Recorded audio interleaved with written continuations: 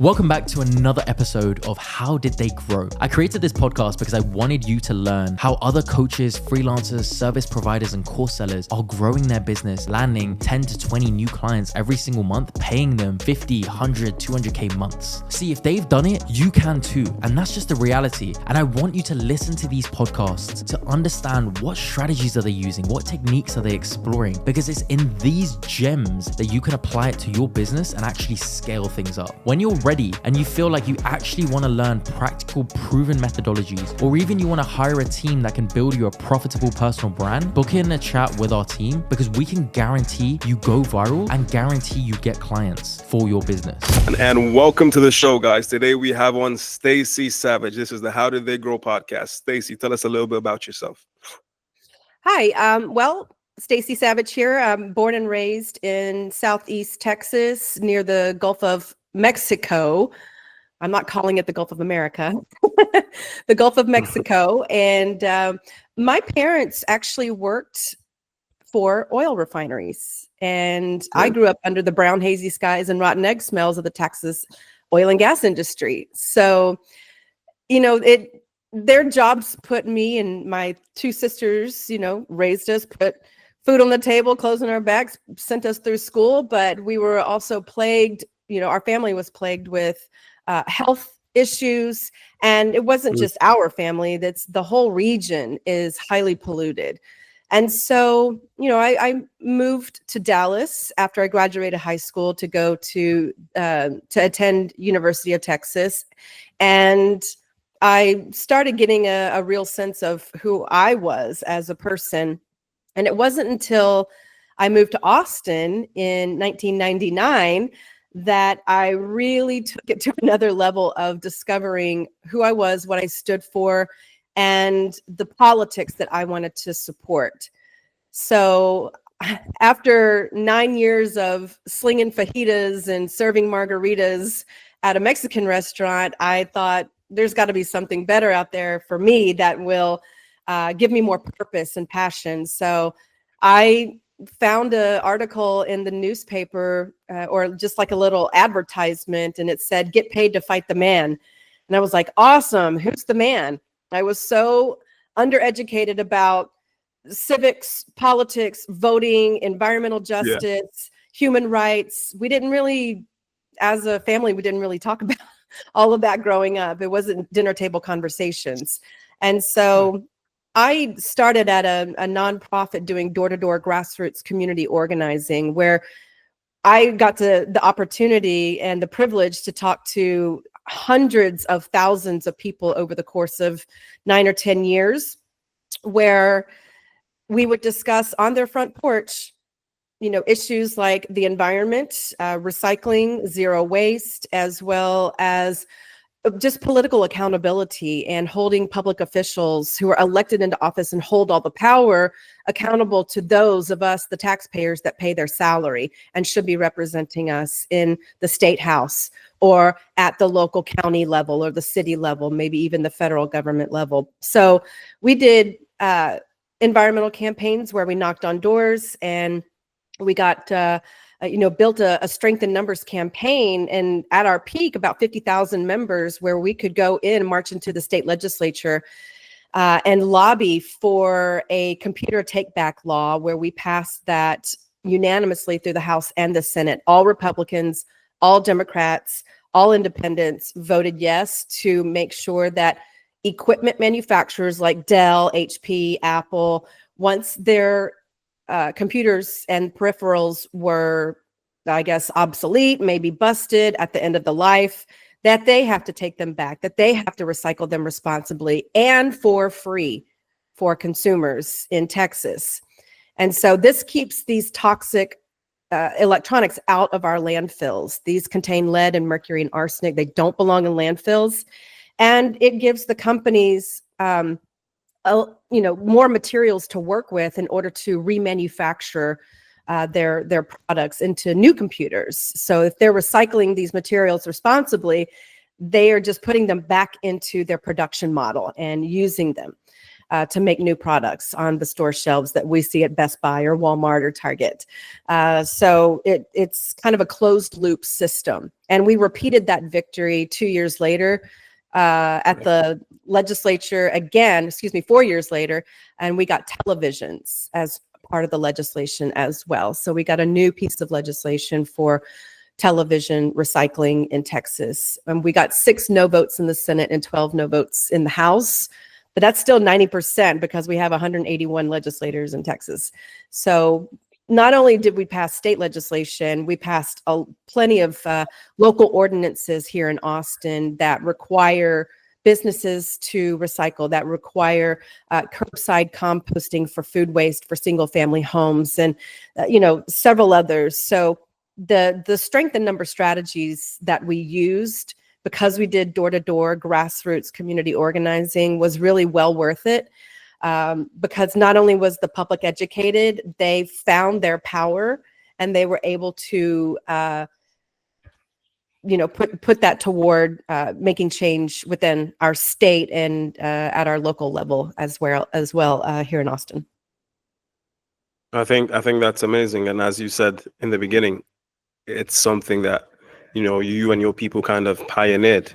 As you said, Texas, they don't, as you said. How did that play into the challenges and taking into account the fact that it's something new in the eyes of the people? Well, I don't think that would have been fully embraced by that many people had we not had the personal interactions. Building that rapport with people and saying, I'm here at your doorstep for a good reason. This is what we need you to do. Sign a petition, go get your checkbook or your credit card, make a donation to our nonprofit organization so that we can continue the fight. Write a letter to your lawmaker, write a letter to your council member or your county commissioner, or even the president, depending on what campaign we were running. There was a lot of building up of that public outcry that lawmakers just could not ignore. And one of the main companies that helped us draft the computer legislation was Dell, and Dell is the largest employer in Central Texas, and no lawmaker wanted to go up against Dell in not supporting this bill that they backed on their for their industry of having producer responsibility. So, yeah, it was a huge victory, and again, we got another victory in 2011 with televisions. We worked with Panasonic and Thomson TV companies as well to get that legislation passed. They helped draft the bill and sent their lobbyists and that kind of thing. So it was a lot of times the corporations who are doing the polluting are the adversaries to an environmental campaign. But whenever you unite and you can combine forces and shift the dynamics in the politics here in Texas, it was a really big victory, very eye-opening, because we know these companies want to do right by their consumers. Amazing. I think this is kind of a nice segue to transition into kind of you and the business now, in terms of what's your offer right now? What are you teaching people how to do? What are you coaching people on? Right now, I have a Cash for Trash Zero Waste Business Academy, where it's an online course where I teach business owners of smaller businesses to launch their sustainability programs with cost-saving steps and options they can implement in their businesses right away. And there's a little bit, to it. Obviously, we cover multiple topics like a zero waste 101, how to deal with food waste, green marketing strategies, how do you educate and engage and empower your employees to actually use these recycling and food waste composting systems correctly? How do you keep them from mixing and matching all of their waste materials into the wrong bins, and then it all has to go to landfill? So how do you keep everything separate is really important too, by doing the employee education. So it's a 6 to 8 week course, depending on your pace. And this allows us to meet on Zoom. It's like a group coaching where we're able to discuss your specific issues at your particular site. So let's say you're a small business owner and you have 30 employees and it's an office park area. Well, how do you negotiate a contract with the property owner that you're renting from on their landfill and recycling contracts? How do you negotiate getting composting, into the mix? So we go over things that are very specific to your site. Maybe there's a local ordinance that your business has to comply with whenever it comes to waste diversion from landfills and incinerators. We're going to help you with the compliance factor and make sure that we know that policy, that we can guide you through it, that we can help you identify maybe where you might be deficient on site from what the policy says, and help you correct and put new programs into place that would comply with that local ordinance. So it's very comprehensive and it's self-paced. We'll meet every 2 weeks, twice a month on Zoom, and then you get one-on-one time with me specifically, or my husband, who is not only my company VP, he's my VIP, where we work together and to build the business. And we're both, certified in our as zero waste consultants. So we'll be able to help you out, whether it's myself or my husband, and be able to kind of guide you in the best practices among the zero waste protocols. And just to define zero waste for folks, it's a 90% waste reduction from landfills and incinerators. So imagine all of the waste that you're creating right now and cut that down to 90% gone, that you can only produce 10% of that or less. That's the goal.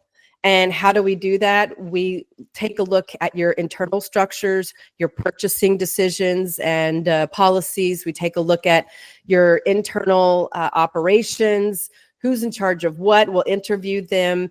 Those kinds of things where we get the nitty gritty insights on your materials management and see where the money leaks are, because plugging the money leaks is really the most important key thing. Maybe we need to renegotiate your hauler contract with the company that comes and picks up all your waste.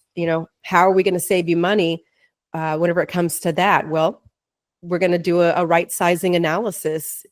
Is the hauler company just giving you a random number that they're gonna charge you for the month, just arbitrary? Or is it specifically what you need for your size of business so that you're not paying them to cart air off your property?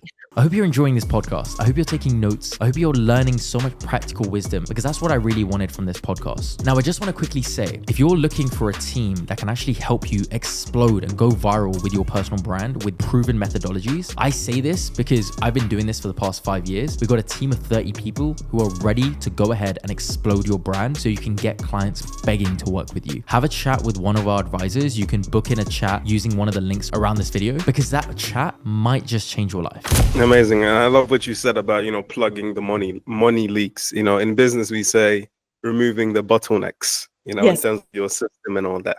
So kind of break your system down for us in terms of your sales process. How do you usually find your clients? I would assume they're pretty niche, or I think a better way to ask is, how do your clients find you?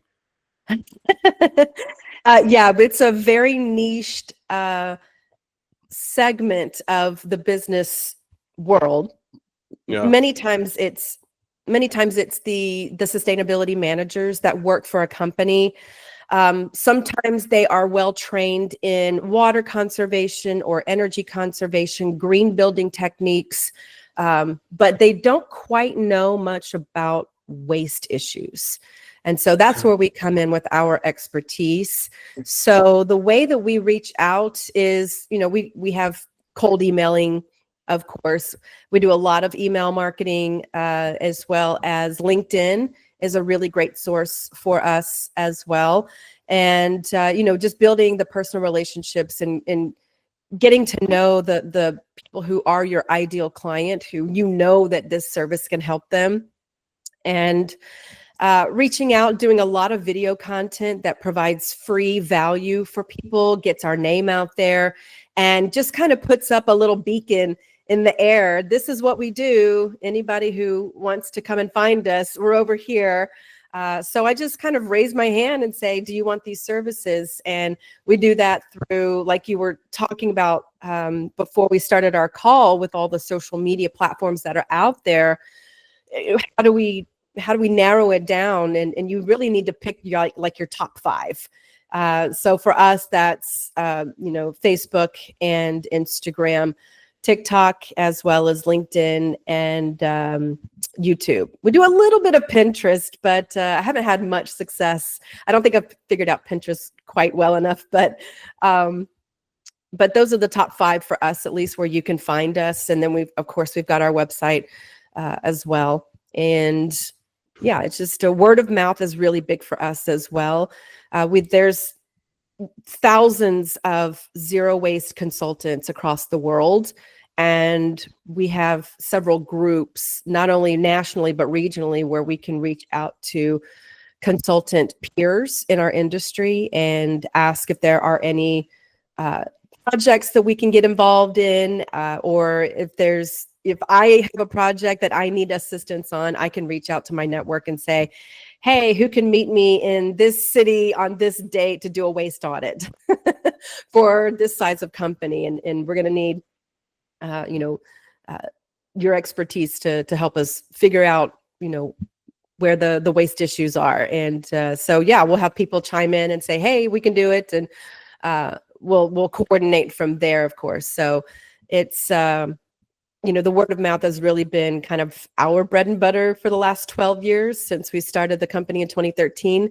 But yeah, over the last, I'd say 4 to 5 years, we've been far more active on the social media platforms that I had mentioned, as well as creating free video content that gives the golden nuggets of information that people really need to hear so that they can start implementing these strategies into their business and start saving money and being more environmentally friendly, right? Like every company, well, I wouldn't say every company, but most companies want to provide that for their customers. Yeah. So we help them in that journey. Amazing. And I love everything you said, posting on all these, picking your platforms, posting there. And you said you give a lot of free value. And I think that's amazing. That's, stuff that can position you as the authority. People will know that, hey, when I see Stacy's video, she's the one I should be looking out for. You know what I mean? So yeah, now I know you I'm said going you to do a get lot of something. She's going to cover something that I know I need to understand. Exactly. And that's the goal. it all comes down to the messaging, Yes. once you have that. Yeah. So Mhm. I'm assuming I assume you do a lot of video content. So naturally I expect a lot of inbound leads coming your way from social media. Mm-hmm. Yeah, we do have quite a few, and people who may have seen my videos and kind of punted us over to somebody else that they know. I just had a conversation with so-and-so at a conference 2 weeks ago, and they said they need this service, exactly what your video was talking about. I've gotten a $20,000 client that way, just by posting a video. Somebody else saw it and said, oh, I'm going to connect the dots for this friend of mine. And so it was a really neat project, and they got the services that they needed, and we got, the payment that we needed. So Amazing. Amazing. Kind of break that down for us in terms of your strategy, because it seems like it's working for you, for the sake of our audience, as I said, young entrepreneurs trying to break into it. Kind of break down what you're doing with social media. How often are you posting? What kind of videos are you posting? You posting the same thing on all platforms. Kind of just break that down. Well, I will do, if I do like a podcast like this, then I will take that and put it into a program like Descript or Opus Clips, where I can have them, cut down to maybe 1 to 3 minute segments of the conversation. And that way it keeps, the viewer's attention. They don't gloss over. We have such a short attention span these days, but, Yeah. giving them the value right up front in like a short 1.5 minute video, and putting a lot of context in the post text as well, and really building out on how it could help their business and why there's benefits around what they should be doing with their trash management and reducing their waste as well. So it's not just the video. I like to put a lot of context around the description, maybe even give an example here and there also of how our services could benefit their business also, and to again find those money leaks and get their operational to peak efficiency so that they are not spending money where they don't need to be. And so we'll come in and do that top to bottom, side to side, diagonal evaluation of their operations to make sure that they've got everything under wraps for their particular business, that they've got everything on point. Amazing. So you said something about Opus Clip, and I just want to put this out there, because what we've noticed here, we've been in the industry for some time. We've noticed that when you sort of put clips through that system, in terms of Opus Clip or Descript or AI in general, they usually don't get as much reach in terms of when you actually put them on the platforms. They usually don't get as much reach. So how have you been able to navigate that in terms of being able to maximize that compared to, when you have someone, how do I say, someone who's studying the algorithms, actually going in the back end and editing your clips? So how have you been able to navigate that? I don't have that capability, so I'm putting out whatever it produces for me. So navigating that is, not something that's in my wheelhouse. And I will, if it looks good, it sounds good, and then I'm going to go ahead and post it. The people who need to see it will see it. And that's really always kind of my intention behind it. It's not for everybody. Again, we're highly niched, and we work with higher education campuses. We'll work with municipalities, small businesses, medium-sized businesses, large corporations. In fact, Dell is one of our clients. AT&T, Apple's one of our clients. Nestle. As far as municipalities, we work with City of Austin, City of Springfield in Missouri, and Boston University is one of our clients. So higher education campus there, and then numerous small businesses. So zero waste, what's good about it is that it's scalable. You can really do, bring in the big dogs at the top whenever you've got a $30,000 contract with a company as big as Dell, or we can really scale it down and just do a couple of things that are really impactful at the small business level also. And it won't cost them an arm and a leg, right? But we still are paid what we're worth. I've spent 22 years building my expertise around these issues and helping businesses navigate these zero waste protocols. So it's important to us to be able to provide those services, but also in a way that's going to be most impactful for that particular type of business. And you have to remember, every industry is different. So that means every waste stream for every business is completely different. One business might have 2 tons of cardboard that they produce every year that they could probably sell to a broker and make some money off that return. There's another company down the road that is producing automotive parts. So you can understand that each industry has a different specific stream of waste, and they all look completely separate from one another. But we go in with, fresh eyes on their operations so that we can actually find those inefficiencies and get them to their peak performance and optimize those operations.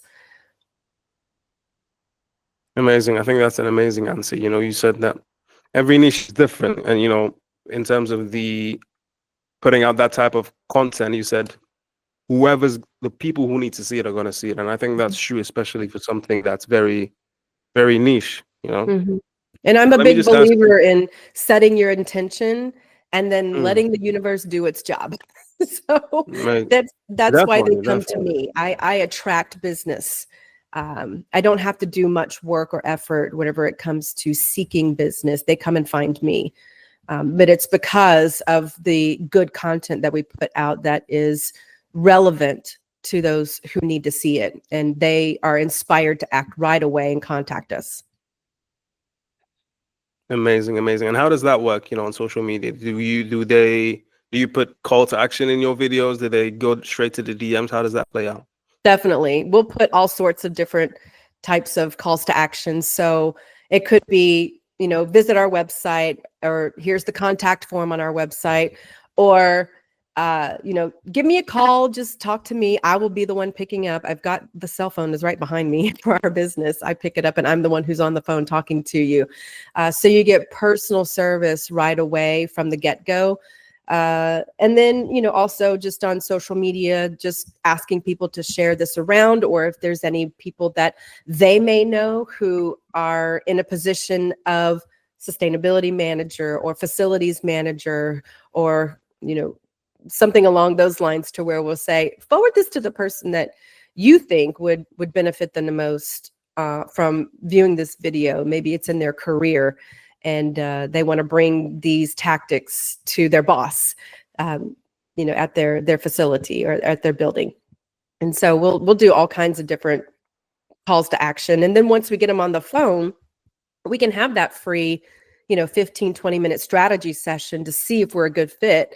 And then after that, we can send them a questionnaire that they can start to fill out about their specific issues and needs, so that we know that we're customizing the correct approach for their business in their industry. Amazing, amazing. Let me just kind of ask you, in terms of for 2025.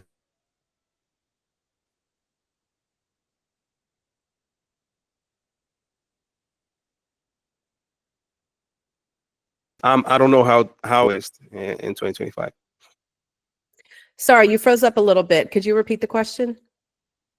Oh, okay. I said I don't know how much of a good year 2024 was for you, but I'm assuming you want to do way bigger stuff in 2025. And so Oh, what are yes. some of the goals for you and Zero Waste and your personal brand in general in 2025? Well, I produced a downloadable Kindle book on Amazon, and it is for busy households, parents, people that want to learn sustainability practices, zero waste practices, and implement them in their own home to not only reduce waste, but to save money on the monthly budget and to pass down sustainability habits to their children. And so I've got an ebook on Kindle ready for download called The Zero Waste Family, and it's a green guide to cost savings. And it goes through every single room of the home. It helps you plan in a zero waste fashion for events like Christmas and birthdays. And then also, what do you do for zero waste approaches on family vacations? So we cover that too. I have an entire section on kids where there's coloring pages and activity pages as well for children that you can literally, download them and print them out multiple times, however many times you want to print them out for your kids.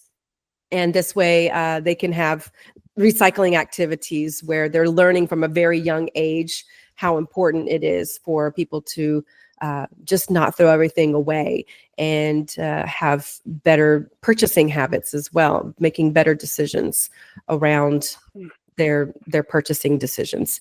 And then I'm starting a brand new course that I'm designing. Okay. And this will be more like an 8 to 12 week course where I am helping sustainability professionals start their own consulting business.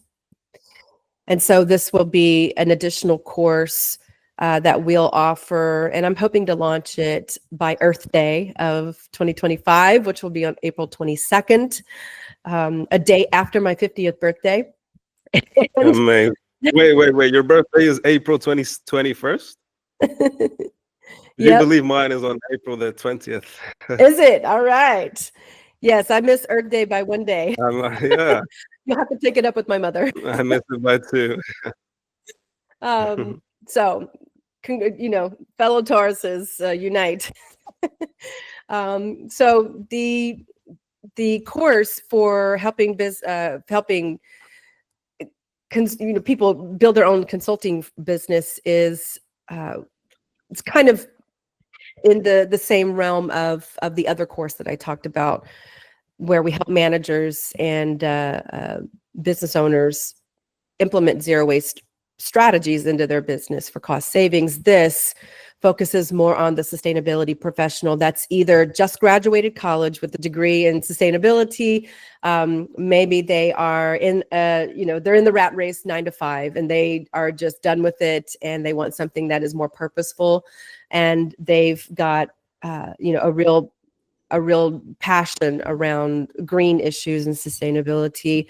Maybe it's someone who is a sustainability professional already in a corporation and they want to step out of that 9 to 5 as well.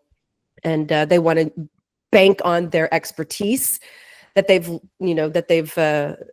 utilized in the company that they worked for. And then they want to go work for themselves, taking that same expertise and putting it into business formats so that they can start building on their clients, their client base, and earning a lot more money. So it's a concept that I'm designing right now and helping people, who are in just a really unhappy Any place, state. in Yeah. their company where they want to get out of it, or they just don't know where to start because they're brand new and they don't really have any expertise, or they don't have any experience in kind of the consulting world. How do you navigate all of that? What does it take to form a business? What does it take to set up your DBA or your LLC? What does it take to manage your taxes? What kind of approach should you take in client acquisition? What kind of social media presence should you have? And do you want to build your own brand off of you? Are you the face of your company, or is somebody else the face of your company that you're bringing in? How do you scale? How do you bring in and onboard new employees as you build your business and gain more clients? So there's a lot to it, and it's something that I experienced myself over the last 12 years that I didn't really have anybody showing me the way. So again, it was all trusting my own intuition about what I should do, where I should go, who I should turn to, what conferences to go to, what certifications, and just doing a lot of research. So I feel from personal experience, I've got a lot to offer for new people who want to become sustainability consultants. And it's rooted in the zero waste principles that I know so well. Amazing. So kind of just a summary of those goals is you have a book. You said it's already out, or you're trying to put it out? Already on Kindle. It's already on Kindle, and you have this new course that you're planning to help consultants, right? People who want to start their consulting business, yes, in sustainability. So it's not necessarily for those who want to start a consulting business in marketing or HR or anything like that. It's sustainability, and we talk trash. Amazing. You didn't really break down talking trash. Maybe we'll get into that towards the end. So yeah, amazing goals for 2025. What would you say, for the sake of the audience, so they can watch out? What would you say when you have these kind of goals? What would you say for you specifically is going to be the number one thing that's going to hold you back from achieving these goals?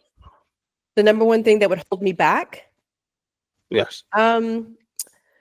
After all this time, I still deal with a little bit of imposter syndrome, and working in this industry for over 100 years has been male dominated. And so going into a space as a female entrepreneur and changing things up that have been working well for a certain demographic, but not so much for other demographics, just being a change maker within the industry has given me a lot of confidence, but also, whenever you wake up with that a little bit of anxiety, maybe you're at a conference and you have to go and speak in front of hundreds of people that have been in the industry either just as long as you have or maybe a little longer, and providing that expertise and your own experience. A lot of people will question that. A lot of people will deny your experience that you've told them or won't believe you. So there's a little bit of that imposter syndrome sometimes that creeps in that I really have to put at bay, as whatever I think in my own mind is what reality I create. So I can't have that in my mind, and have that be something that overwhelms me or overtakes me and my emotions. It has to be something that, that little voice in your head and I call her Becky. I say, okay, Becky, now go take a seat because I've got stuff to do. So there's that. And we all have it, no matter how long you've been in the industry. But as a woman coming into a male dominated industry, and let's face it, all industries have been male dominated since the Industrial Revolution here in at least in the US. So there's a lot of women who are making a lot of moves, a lot of changes, a lot of upset, as well as they shake the industry that they're in and rattle it to its core. But what we do is build up that industry with collaboration, with cooperation, with understanding, and with supporting the people that are in our industry, and that can be replicated in any industry. So it's very much I love to support other women in waste. That's my hashtag, women in waste. And making, my goal is to help raise the next generation of zero waste entrepreneurs and consultants and experts who can come in, because let's face it, zero waste has been around for about 40 years. And those who were the originators, those who were the OGs, if you want to call them that, the OGs of zero waste, going way back, they're retiring. And we need fresh talent. We need people who are highly committed, very passionate about these issues, and who can see themselves as a part of the change, a part of the solution, and who want to know exactly the steps to take in order to be successful at doing that. So that's what I provide in this new course. Amazing. I think we've kind of come, full circle here. Let me just ask you a quick question. Don't need to think too much about it. Just a quick question. What is something you wish I asked you before? What is something you wish I asked you on this podcast? What is something I wished you asked me on this podcast? What do I see for the future? I think I kind of did, maybe in a different way. Well, I guess I mean not for my business, but maybe planetary.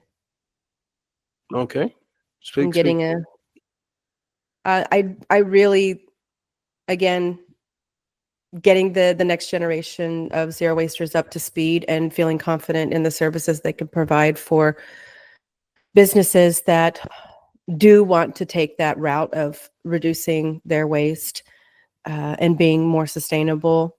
We really don't, as a society, at least here in the US, a lot of people don't take Gen Z or younger millennials very seriously.